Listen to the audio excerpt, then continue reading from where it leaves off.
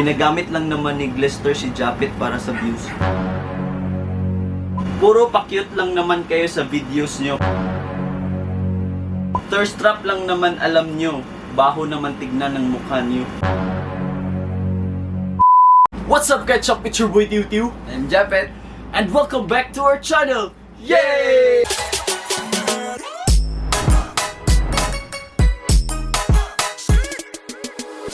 For today's video, iba na naman yung ano natin ngayon, Pet. Pag-usapan natin kasi may mga nabasa kasi ako mga negative comments. So hindi na to yung dating video ko, guys. Ngayon, tingnan natin kung ano yung masasabi ni Bunso. Ano yung masasabi mo sa mga negative comments? Kailangan Tagalog ha. Challenge. Hindi yan challenge. Oh? Wow, hindi challenge. Bago tayo mag-start, huwag kalimutan na i-subscribe. Sa mga hindi pa nakapag-subscribe sa amin, subscribe na kayo sa akin. Glester Capuno, Japet Leo Capuno, Medyo Maldito, Snake Princess, James Ucat, and Dansoy Vlogs. Kami ang Bisaya Squad, guys. Huwag niyo kalimutan, guys. Mga pala, may vlog na pala si Japet kahapon. Pinrang kami, walang... Kaya panoorin niyo sa channel niya, guys. Grabe. Tingnan niyo yung mga mukha nila, guys. Yung mga expression namin. Ito na yung mga mean comments natin. Hindi natin ipakita kay Bunso kasi para hindi niya mabasa. Kasi naghanap ako kahapon. And ito ang first mean comment. Puro pa-cute lang naman kayo sa videos niyo. Kala niyo naman cute kayo. Hindi namin sinadyan, guys. Cute lang talaga kami.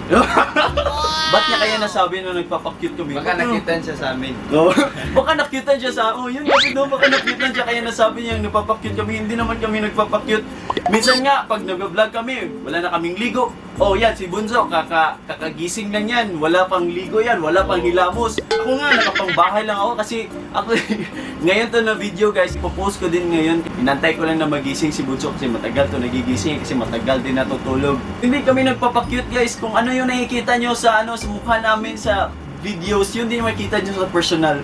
Ito, thirst trap lang naman alam nyo. Baho naman tignan ng mukha nyo. Parang nagpapakita ng katawan, ganun, para dumami yung views. Ba't ka nagubad ng damit? Kasi ano, guys, siyempre mainit eh. Kaya Kailangan nga, ka magukas. siyempre nasa Pinas tayo, tsaka lalaki naman kami. Pwede naman maghubad ng ano, di ba? Anong big deal yun? Anong big deal dun? Pero kami dito sa bahay, guys, lalo na pag may ginagawa, syempre pawis na pawis ka. Tsaka sayang din yung ano, yung mga damit mo. Laging nababasa, di ba? Pwede pa yan 2 days. Anong 2 days? 1 week? Minsan pinapatuyo lang ni Bunso tapos gawitin ulit. Ladiyoy. Sus!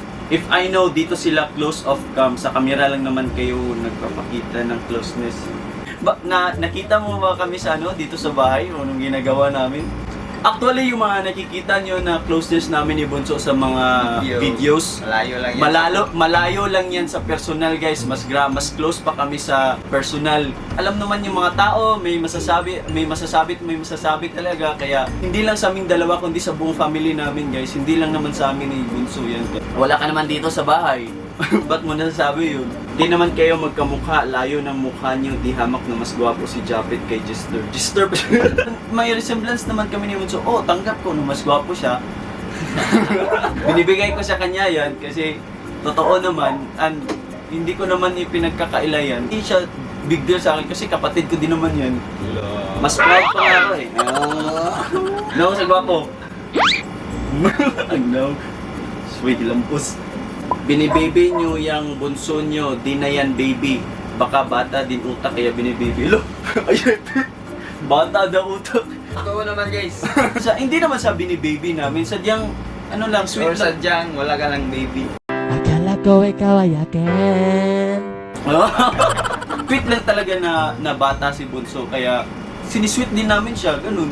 And siya yung, syempre, yan yung pinakabunso niyong kapatid. Kasi layo na ng agwat ni Japet tsaka ni Jerome. Mga ilang years yung gap niyo, Pet? 7 years yung gap nila. Parang baby na talaga yung, parang batang-bata talaga yung ano namin sa kanya tingin. And syempre Bunso, kaya binibaby. Pero hindi naman yung, ano, parang binibigay lahat ng luho, yung ganun. May control pa yan. Kaya nga minsan, kahit nung nasa barko pa ako, pag nanghihingi si Japet sa akin ng mga kailangan niya, pinapagalitan ko yung muna yan, pinapangaralan ko, sinasabihan ko na, hindi biro mag-ano ng pera, hindi ko pinupulot yung pera, ganun. Kasi syempre, pinaghirapan ko din yung pera and bago ko ibigay sa kanya para ma-realize para ma-ano niya sa utak niya na hindi basta-basta yung binigay ko sa kanya. Pinaghirapan ko yun para ma-appreciate niya. Yun yung ginagawa ko guys dati. Pinibigay ko pa din yung gusto niya. Pero hindi lahat, hindi yung mga pag walang kwenta ng mga bagay, hindi ko binibigay sa kanya. Pero yung mga kailangan talaga, pinagsasabihan ko muna siya bago ko binibigyan. So ito, hindi yan spoiled guys. Hindi yan siya spoiled si Japet. Feeling mga gwapo, mas gwapo pa kapitbahay namin na walang ligo since birth kaysa sa inyo. Joke. Nice joke. Nakakatawa. Anong feeling gwapo pa? Ano ba yung ginagawa namin na nasabi mong feeling gwapo kami? Kanina, pa-cute. Ngayon nga naman, feeling gwapo. Baka totoo kasi nasabi nyo. Ang babaho niyang tignan. Bakit? Pag natignan mo ngayon, malaman mo na yung amoy. Grabe ka naman, wala lang kaming ligo pero hindi kami mabaho. Kunti lang. At sa tingin niya lang, mabaho kami. Pero tama siya. Joke lang din. Ito, paulit-ulit na lang sayaw nyo. Wala na bang iba? Pag dance cover na kayo ng ibang TikTok guys, para may iba na naman kaming sayawin. Kasi mga sayaw namin sa TikTok, hindi naman kami yung gumawa ng steps niyan. Kinakopya lang din namin yan. Pag sinabihan nyo kami na paulit-ulit yung mga steps, sabihin nyo yun sa mga gumawa ng steps. Kasi hindi naman kami yung gumawa ng steps. Kinopya lang din namin yung steps na yun. Kaya, huwag ka sa amin magreklamo. Saka pag inano niya, paulit-ulit na sayaw, siyempre yun yung content namin sa TikTok yung sayaw, alam nga naman, di ba? Bumalik na ng YouTube kasi wala ng pera. Bumalik ka na lang sa barko, may future ka pa doon. So ako yung ibig sabihin nito. Hindi ba pwedeng na-miss ko lang mag-vlog, di ba? Kasi matagal, ilang months ka na hindi nag-vlog. 1 year. 1 year ako, mga 8 months ata, ganun. Ibig sabihin ba walang pera? Magkano ka ba? Gumagawa kami ng videos para din maka-inspire ng ibang tao, tsaka para din makapagpasaya ng ibang tao. Ganun. Nagtatrabaho kayo para magkaroon ng income para sa pamilya nyo, para sa sarili nyo. Ganun din kami guys.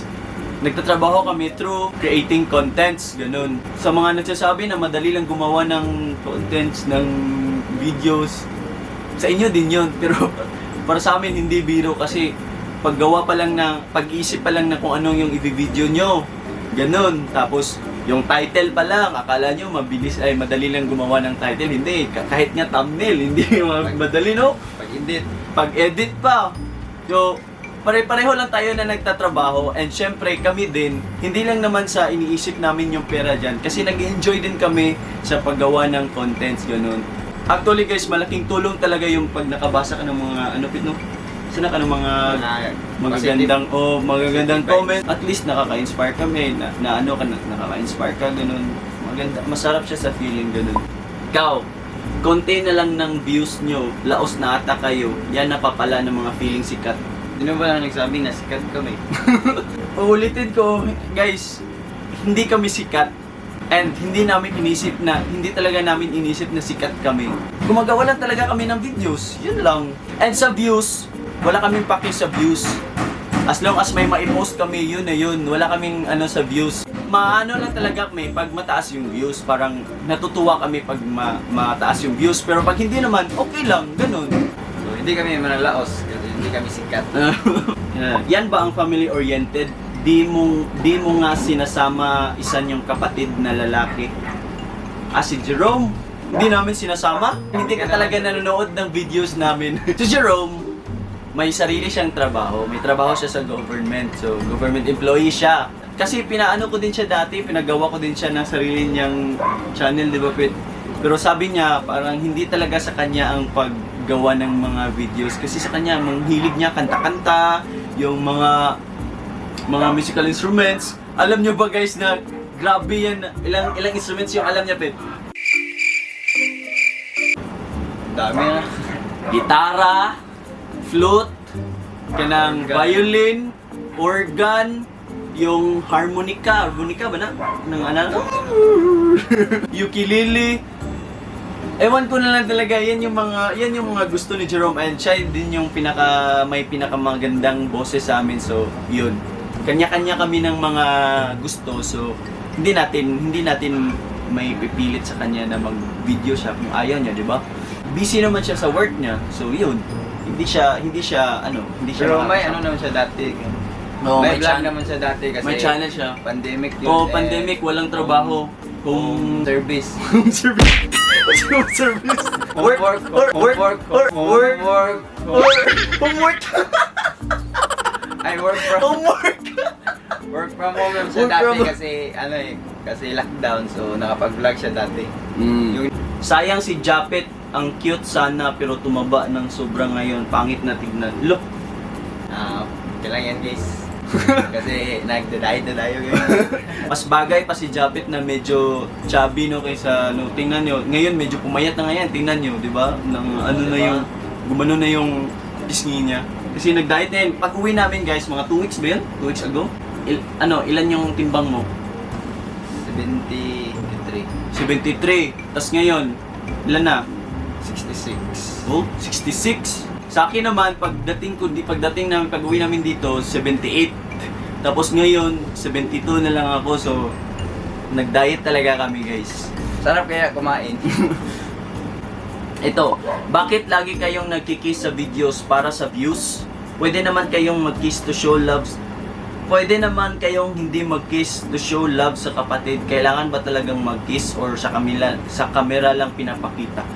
Gaya nga ng sabi ko kanina, yung closeness namin ni Bunso, yung mga kiss namin sa mga videos, wala yan sa personal, guys. Tsaka hindi lang naman sa akin nagkikiss si Bunso. Ako lang talaga yung lagi nyo nakikita kasi ako lang naman yung nagbi-video. Yan, lagi ito nagkikiss din ni Mama. Lalo na pagdating ni Mama, nag-bless siya, tapos kiss. Yung closeness namin, hindi pa yan 100% yung nakikita nyo. Sobrang dependent ni Japet sa kuya niya. Tumutulong ba yan sa kanila? Look. Tanong mo lang si Mama guys. Hoy, di nyo alam. Si Japet, sa edad niya, ilang taon ka na? 21.